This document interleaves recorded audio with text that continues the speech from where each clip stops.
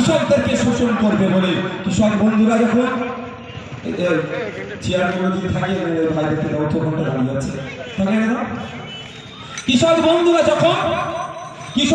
যখন বুঝতে পেরেছে যে তাদের বিরুদ্ধে এই বিলটা গিয়েছে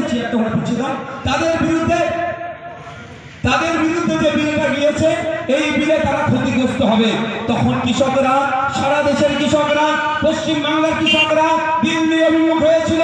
আপনারা জানেন দীর্ঘদিন ধরে দিল্লির রাজপথে কৃষকরা কাঁপিয়েছিল। শুধু তাই নয়, কৃষক বন্ধুরা যখন ভারত বন্ধের ডাক দিয়েছিল, কৃষকদের স্বার্থের কথা ভেবে ইন্ডিয়ান সেকুলার ফ্রন্ট কিন্তু ভারত বন্ধকে সমর্থন জানিয়ে যেদিন কৃষক বন্ধুরা রাস্তায় নেমেছিল, তাদের কথা ভেবে, তাদের স্বার্থে আমরা কৃষক বন্ধুদের পায়ে পা মিলিয়ে ভারত বন্ধে সামিল হয়েছিলাম। কিন্তু সেই সময় এই কবির শঙ্কর বসুদের দলের বিরুদ্ধে আমাদের লড়াইটা ছিল। সেই সময় কল্যাণ ব্যানার্জি দলের গুন্ডা মস্তানদেরকে দিয়ে আমাদের উপরে, কৃষকদের উপরে আক্রমণ করেছিল।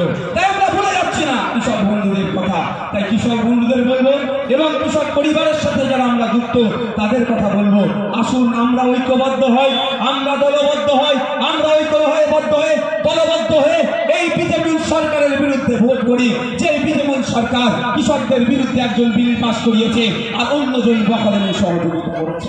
তাই বন্ধুগণ, আপনাদের বলবো, ফুরফুরা শরীফ এলাকার মানুষ আমরা, আমি গত কয়েকদিন আগে সিয়াখালায় বলছিলাম, সত্যি ভাবতে অবাক লাগে এই তৃণমূলের সংস্কৃতি কোন খারাপ জায়গায় পৌঁছে দিয়েছে।